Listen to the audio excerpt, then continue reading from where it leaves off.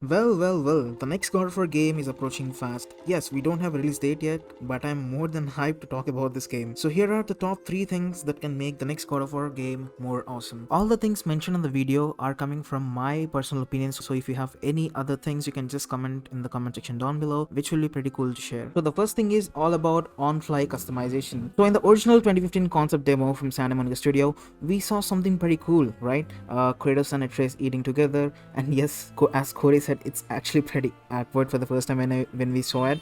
But the thing that really got my attention is the initial axe upgrading system that they thought of going with. You don't actually have to go to Brock's and Scenery's shop to actually upgrade your axe. You can do it on the fly. Just watch this video.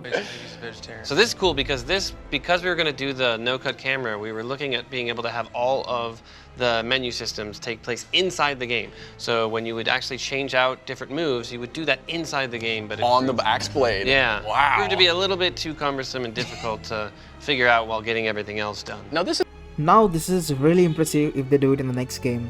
As a God of War fan, I do watch other playing God of War, and if they have to complain something really confusing about God of War, then it's weapons upgrading system. Honestly, I felt like the same, but I got used to it, and it also made the game so much better because Brock and Sindri had something to tell every time you visit them. But I really want to see them doing on-play customization that can actually make it more immersive. Considering we don't have any information if the next game is going to be in a single cut camera like in the previous game, it's unlikely that this kind of upgrading system will be in the next game. Hey, but I like to see and I welcome the change. I really hope we'll be able to upgrade our weapons and change our moves on the fly instead of going to a menu page and staring on the screen not knowing what to do. The second thing is ray tracing.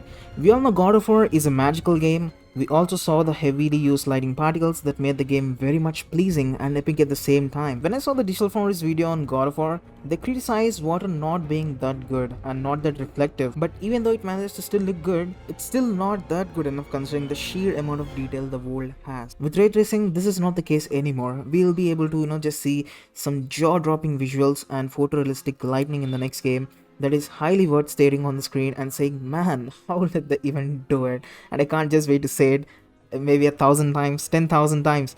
And seriously guys, I cannot wait how ray tracing is implemented in the next game. And you guys already know about Cyberpunk and Spider-Man Miles Morales, how they look with ray tracing, and I simply cannot wait to see it in God of War. So the third thing is more boss fights. Even though this game is stellar in storytelling and visual appeal, this game has some serious problem with boss encounters in the game. Don't get me wrong, the stranger boss fight at the beginning is amazing and only to be followed with the disappointing troll and just the same trolls again and again. I mean, the dragon fight was good, Modi and Magni was also up to the mark, but this game did not have variety and number of boss encounters that we had in the previous games. Now we can actually understand why Santa Monica did this. Corey, in one of his interviews, said that they were actually running out of time, and at some point in the development of this game, they actually went so deep into the mythology that the story of Kratos and Atreus is just getting off the stage. So what does this mean?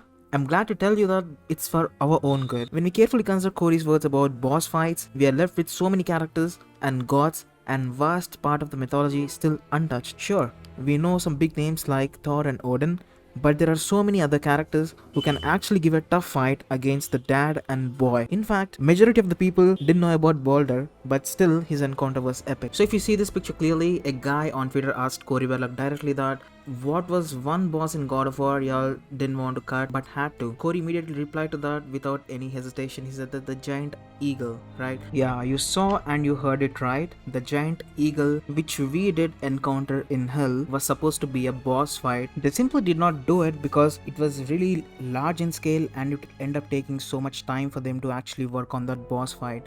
So at this point you actually got to know like how many bosses were actually cancelled to make this project as fast as possible, and I definitely think that these are going to be included in the next game. I really don't think the eagle will be our enemy since it helped us to get out through hell, so I really can't tell anything about that, but I definitely can say that the next game is going to have so many boss fights and it's going to be one of the epic games of the year 2021. Trust me about this. If the game actually releases in 2021, right? And I really hope the game actually releases in 2021.